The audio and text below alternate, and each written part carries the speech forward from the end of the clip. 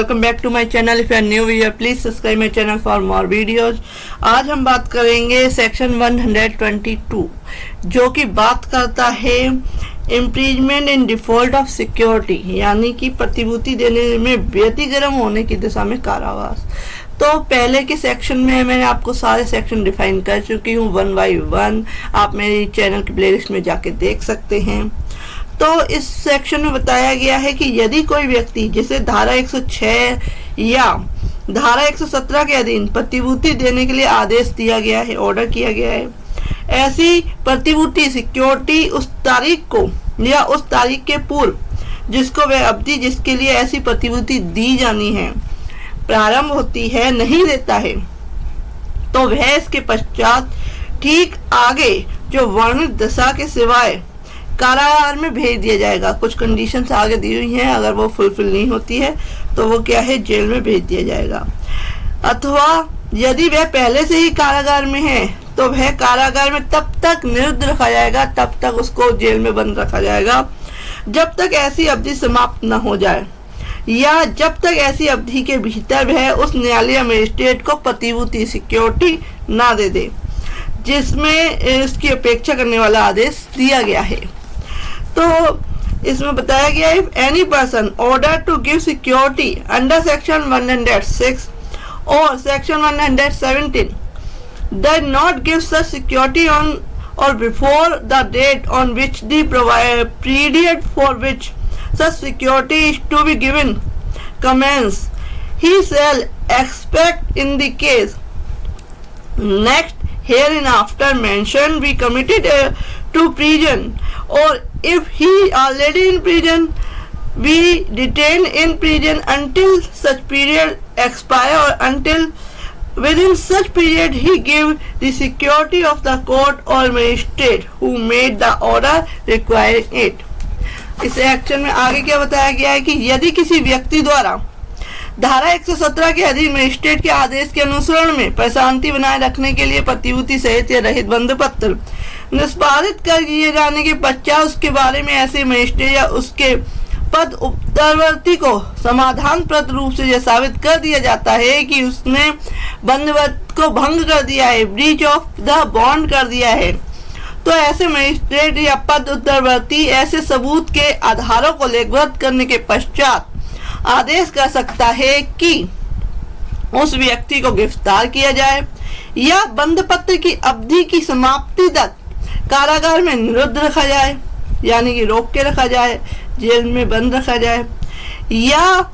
ऐसा आदेश ऐसे किए गए अन्य दंड या समर्पण पर प्रतिकूल प्रभाव नहीं डालेगा जिससे कि उक्त विधि के अनुसार दायित्वाधीन हो। It means if any person after having executed a bond with and without security for keeping the peace in presence of an order of the magistrate under section 170 is proved to the satisfaction of such magistrate or his successor in office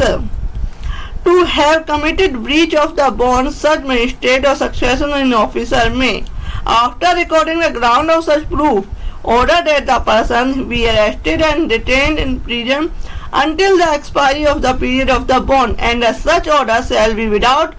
prejudice to any other punishment or forfeiture to which the said person may be liable to accordance with law। Next बताया गया है कि जब ऐसे व्यक्ति को 1 वर्ष से अधिक की अवधि के लिए प्रतिभूति देने का आदेश मजिस्ट्रेट द्वारा दिया गया है, 1 वर्ष हो चुका है,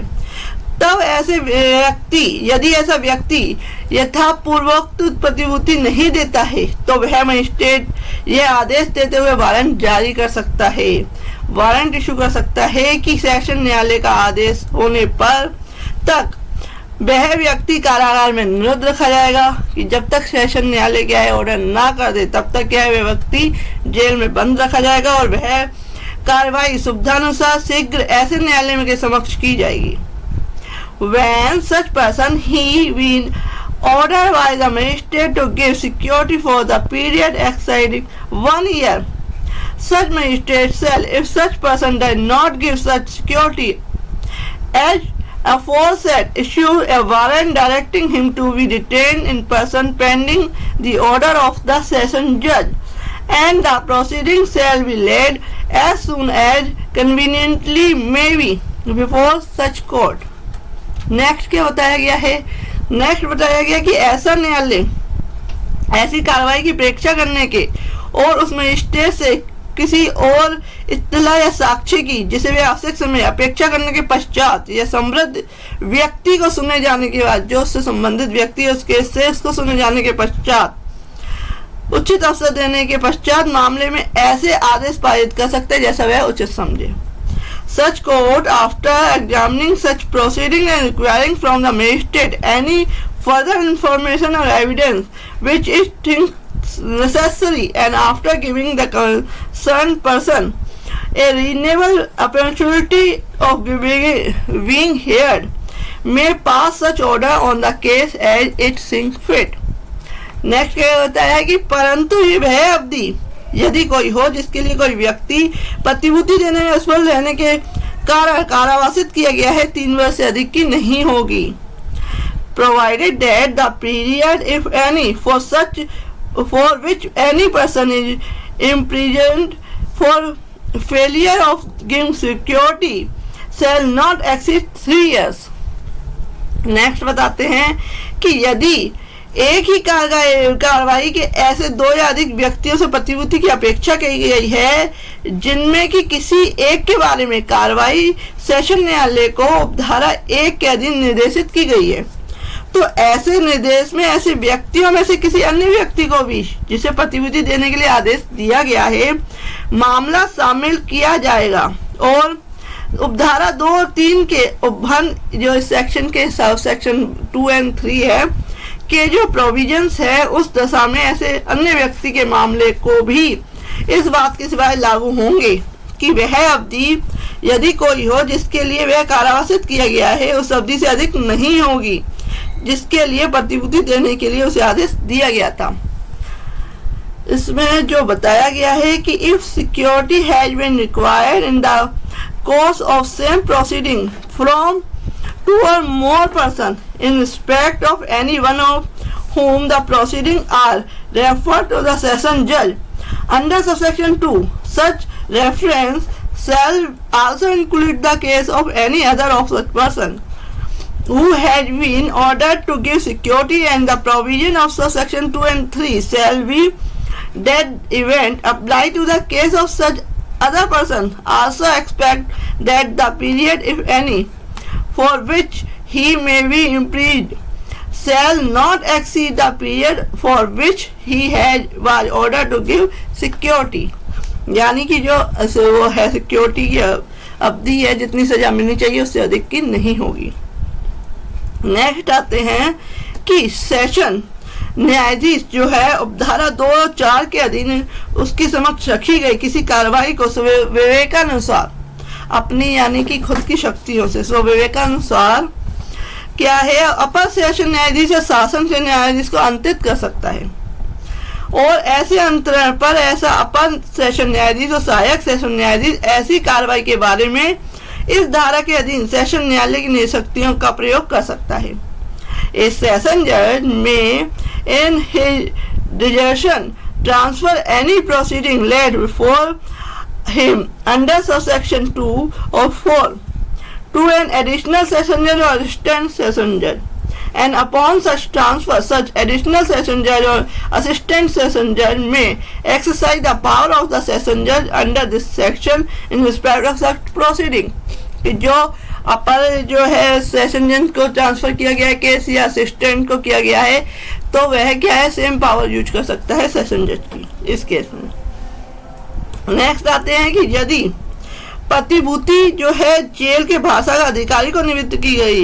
की जाती है तो वह उस मामले को उस न्यायालय या मजिस्ट्रेट को जिसने आदेश दिया तत्काल निर्देशित करेगा और ऐसा न्यायालय और मजिस्ट्रेट के आदेशों की प्रतीक्षा करेगा. If the security is tendered of the officer in charge of the jail to he shall forward refer the matter of the court and magistrate who made the order and shall await the order of such court and magistrate. Next आते हैं कि परिशांति कायम रखने के लिए प्रतिविधि देने में असफलता के कारण कारावास सादा होगा.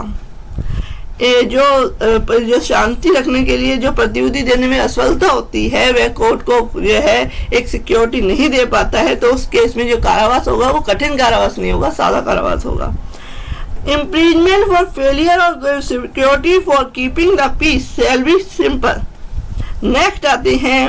लास्ट सबसेक्शन 8 है कि सदाचार के लिए प्रतिभूति देने में असफलता के कारण कारावास. जहां कार्यवाही धारा 108 के अधीन की गई है वहां सादा होगा.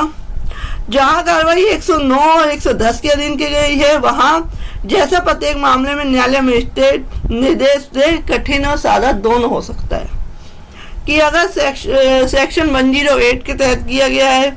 तो जो कारावास होगा वो सादा होगा. अगर सेक्शन 109, 110 के अधीन किया गया है तो कठिन और सादा दोनों डिपेंड करता है कोर्ट पे.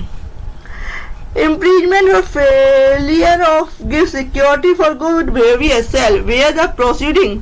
have been taken under section 108 be simple and where the proceeding have been taken under section 109 and 10 be various and simple as the court and magistrate in such case directs. तो इस case में ये बताया गया है कि अगर कोई व्यक्ति जो है